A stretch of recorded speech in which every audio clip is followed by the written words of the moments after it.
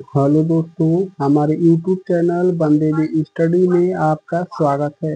तो आज दोस्तों हम आपके लिए यहाँ हिंदी के प्रश्न रहने वाले हैं। हमारे बीएसएफ, एचसीएम, एएसआई और सीआईएसएफ फायरमैन से संबंधित टोटल 25 प्रश्नों को लेकर आया हूँ।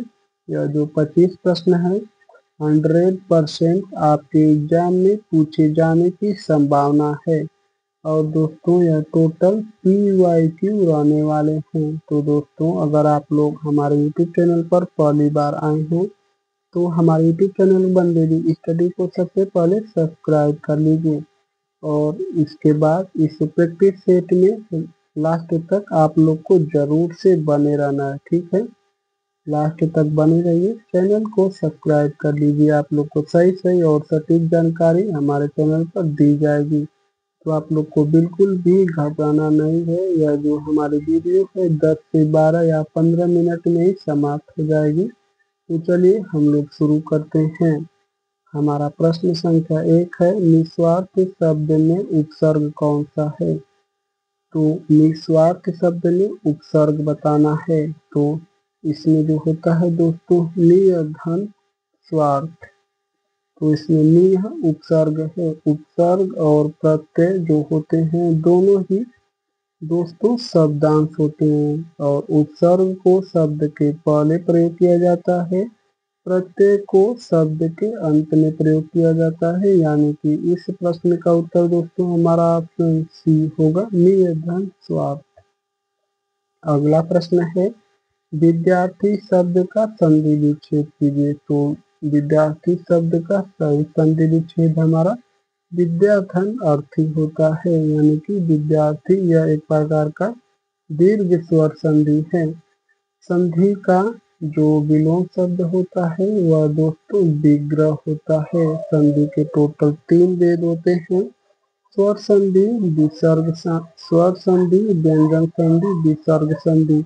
स्वर संधि के टोटल 5 वेद होते हैं। इस प्रश्न का उत्तर दोस्तों होगा हमारा ऑप्शन ए, विद्याधन अर्थी। Option A. अगला प्रश्न है, पुस्तकालय। पुस्तकालय शब्द में कौन सी संधि है, सॉरी दोस्तों कौन सा समास है। पुस्तकालय शब्द में कौन सा समास है।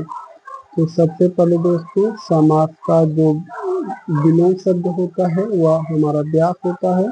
समास का संक्षेप रूप हमारा शाब्दिक अर्थ जो है वह संक्षेप होता है। और समास के टोटल 6 भेद होते हैं, 4 यहाँ पर दिया है और एक हमारा द्विगु समास होता है और एक कौन सा होता है, कर्म धारक समास। पुस्तकालय यानी जहाँ पर पुस्तक रखी जाती है, यानी कि पुस्तकालय। यह जो बहुब्रीहि समास है इसमें पर्यायवाची शब्द या भगवान का नाम या जो कोई शब्द या मुहावरा है उसका तीसरा अर्थ निकलता है, तो उसे बहुब्रीहि समास कहा जाता है। पुस्तक और यहाँ देखिए दोस्तों अव्ययीभाव समास में उपसर्ग का प्रयोग किया जाता है। उपसर्ग शब्दांश के पहले पर लगाया जाता है। द्वंद्व समास में जो है दोस्तों या योजक चिन्ह, देखिए योजक चिन्ह या विलोम शब्द दिया रहता है, ठीक है। तत्पुरुष समास में कारक चिन्ह का लोप होता है।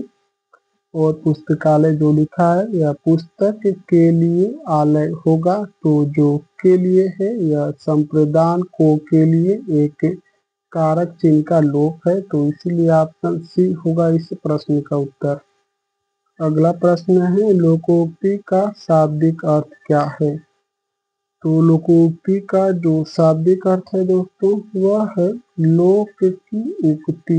लोक की उक्ति लोकोक्ति का शाब्दिक अर्थ है।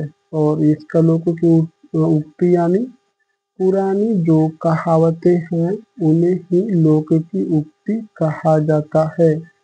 तो पुरानी कहावत यानी कि ऑप्शन सी होगा इस प्रश्न का उत्तर। अगला प्रश्न है, पढ़ते पढ़ते शब्द में कौन सी धातु प्रयुक्त हो जाती है।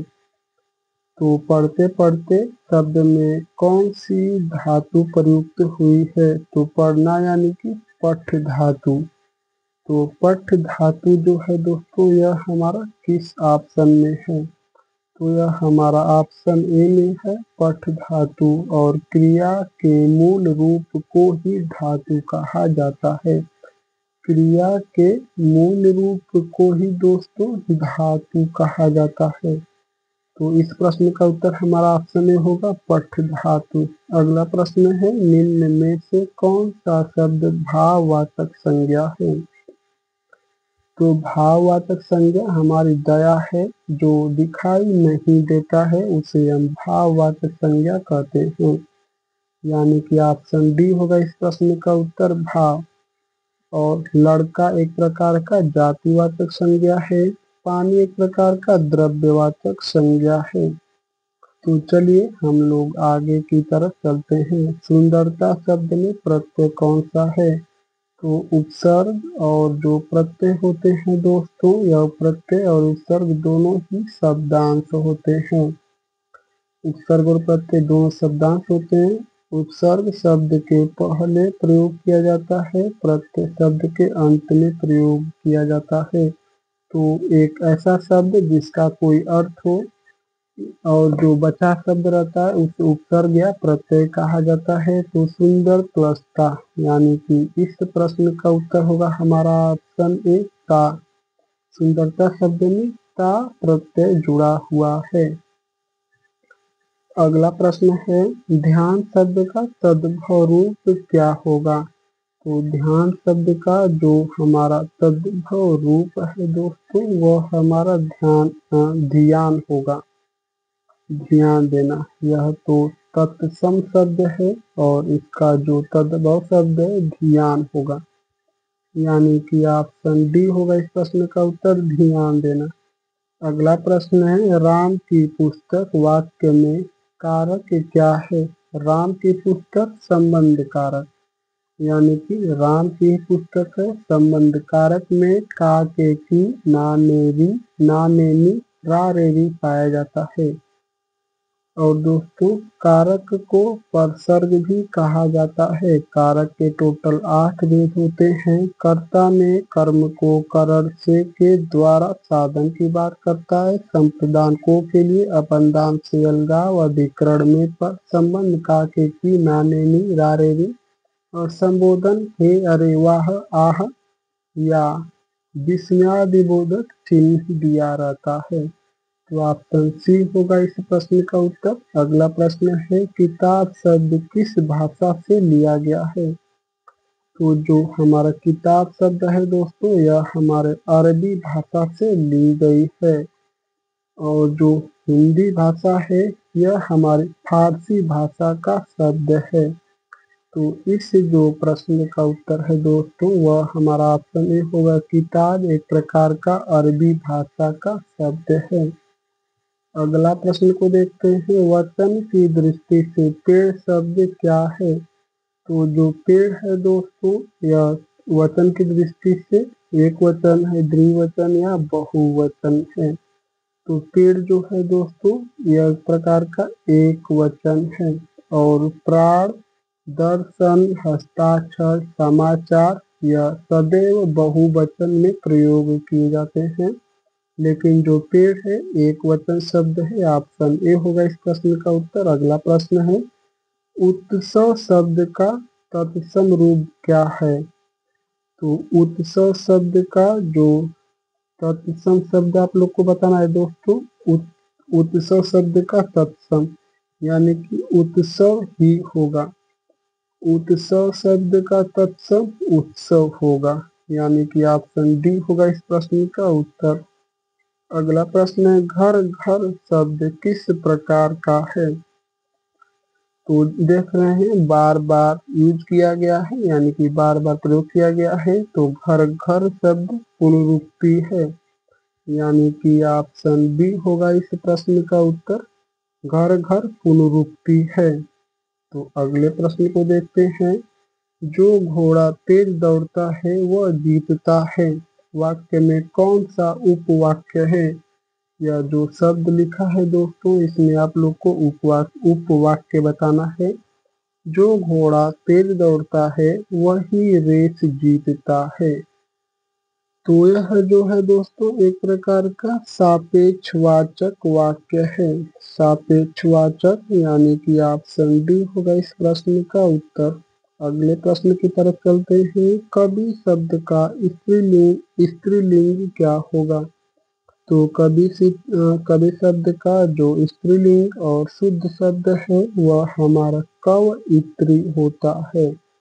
कालिदास का भी शुद्ध शब्द इस तरह से लिखा जाता है और मानवीकरण भी इस तरह से लिखा जाता है। आप लोग को मतलब शुद्ध शब्द भी देख लेना है। मानवीकरण यानी कि इधर भी एक लाइन लिखी है दोस्तों, इस साइड भी मानवीकरण इस साइड लिख दे रहा हूँ, ठीक है, इस साइड है। तो ऑप्शन बी होगा इस प्रश्न का उत्तर। अगला प्रश्न है, नीड शब्द में किस प्रकार की संज्ञा है? तो दोस्तों जो नीड शब्द है यह एक प्रकार की भाववाचक संज्ञा है। संज्ञा के कुल 5 भेद होते हैं। संज्ञा उसे कहा जाता है जिसका दुनिया में कोई नाम हो, उसे ही संज्ञा कहा जाता है। तो ऑप्शन बी होगा इस प्रश्न का उत्तर। अगला प्रश्न है, न हन्यते हन्य माने शरीरे का अर्थ क्या है? न हन्यते हन्य माने शरीरे का अर्थ क्या है? इस शब्द का अर्थ बताना है दोस्तों आप लोगों को। तो यह जो अर्थ होगा, आत्मा को मारा नहीं जा सकता है। तो लिखा है, देख लीजिए आप लोग अच्छे से, क्या लिखा है? न हन्यते हन्य माने शरीर का जो अर्थ होगा दोस्तों वह है आत्मा को मारा नहीं जा सकता है। ऑप्शन बी होगा इस प्रश्न का उत्तर। अगला प्रश्न है, अबला शब्द का विलोम क्या है? तो अबला शब्द का जो विलोम होगा दोस्तों वह होगा हमारा सबला। अबला सबला। तो ऑप्शन ए होगा इस प्रश्न का उत्तर, अबला सबला। अगला प्रश्न है, हर्ष शब्द का पर्यायवाची नहीं है। तो हर्ष शब्द का जो पर्यायवाची है दोस्तों आनंद, उल्लास और प्रमोद। और यह जो है दोस्तों विषाद, यह पर्यायवाची शब्द नहीं है। तो ऑप्शन सी होगा इस प्रश्न का उत्तर, विषाद। अगला प्रश्न है, कविता का संधि विच्छेद क्या है? तो कविता शब्द का जो संधि विच्छेद है दोस्तों वह है हमारा कविधनता यानी कि कविता। ऑप्शन ए होगा इस प्रश्न का उत्तर, कविता। अगला प्रश्न है, नकली शब्द में कौन सा प्रत्यय है? तो नकली शब्द में हमारा ई प्रत्यय है। नकल लिख देते हैं, नकल, और इसमें बड़ी ई लगा देंगे तो यह नकली शब्द हो जाएगा, यानी कि ऑप्शन ए होगा इस प्रश्न का उत्तर। अगला प्रश्न है, परंतु शब्द का पर्यायवाची क्या है? तो परंतु जो शब्द है दोस्तों इसका जो पर्यायवाची शब्द है वह है हमारा लेकिन। लेकिन, परंतु, किंतु यह सब होता है पर्यायवाची शब्द, यानी कि ऑप्शन ए होगा इस प्रश्न का उत्तर। अगला प्रश्न है, भोजन करना कौन सा वाक्यांश है? तो भोजन करना, तो यह दोस्तों कर्मवाच्य है। देखिए सबसे पहले आप लोग वाच्य को जान लीजिए। तो वाच्य किसे कहा जाता है? तो क्रिया के रूपांतरण को वाच्य कहा जाता है। तो दोस्तों क्रिया के रूपांतरण को वाच्य कहा जाता है, ठीक है। तो और वाच्य के कितने भेद होते हैं? वाच्य के टोटल 3 भेद होते हैं। यहाँ तीनों भेद लिखा हुआ है, 1, 2 और 3। कर्तृवाच्य में कर्ता को प्रधानता दी जाती है। कर्मवाच्य में कर्म को प्रधानता दी जाती है। भाववाच्य में अकर्मक क्रिया का होना पाया जाता है या कर्म का होना नहीं पाया जाता है। तो यह जो है दोस्तों एक प्रकार का कर्तृवाच्य है, यानी कि कर्ता को प्रधानता दी जाती है। Option C. अगला प्रश्न है, किस वाक्य में काल भविष्य काल में है? तो किस वाक्य में जो काल है वह भविष्य काल में है, तो वह है हमारा ऑप्शन ए, वह आएगा। भविष्य काल में यही है। काल के 3 भेद होते हैं, एक वर्तमान काल, दूसरा भूतकाल, तीसरा भविष्य काल। वर्तमान काल के 6 भेद होते हैं, भूतकाल के 5 भेद होते हैं और भविष्य काल के 3 भेद होते हैं। कोई पूछे तो आप लोग इस तरह से बता सकते हैं, या आपके एग्जाम में या प्रश्न अगर आता है तो आप लोगों को 2 सेकेंड के अंदर इसको लगा देना है। चलिए हम लोग आगे बढ़ते हैं। और काल किसे कहा जाता है, तो काल क्रिया के घटित होने के समय को काल कहा जाता है। प्रश्न संख्या 25 और आज के प्रैक्टिस सेट का हमारा लास्ट प्रश्न है, नाट्य शब्द में कौन सा कारक है। तो जो नाट्य शब्द है दोस्तों, इसमें हमारा कौन सा कारक है, इस प्रश्न का उत्तर दोस्तों आप लोगों को कमेंट करके बताना है। देखते हैं कितने लोग इस प्रश्न का उत्तर कमेंट करके बता पाते हैं। अगर दोस्तों आप लोग हमारे यूट्यूब चैनल पर पहली बार आए हैं तो हमारे चैनल को सब्सक्राइब कर लीजिए। वीडियो अच्छी लगी है तो लाइक करना मत भूलना दोस्तों। आप यह भी कमेंट करके बताइए कि यह जो मैं 25 प्रश्न आप लोगों के लिए लेकर आया था, यह आप लोग को कैसा लगा और कितने प्रश्नों का जवाब सही सही आप लोग को पता था। और अपनी समस्याओं को हमारे कमेंट बॉक्स में छोड़ दीजिए, मैं सभी भाइयों का रिप्लाई देता हूँ। तो सब्सक्राइब आप लोग को इसलिए करना है कि मैं अपने यूट्यूब चैनल पर सभी भाइयों को सही सही और सटीक जानकारी प्रदान करता हूँ, इसलिए आप लोग हमारे चैनल को सब्सक्राइब कर लीजिए। तो आप लोग का बहुत बहुत धन्यवाद दोस्तों।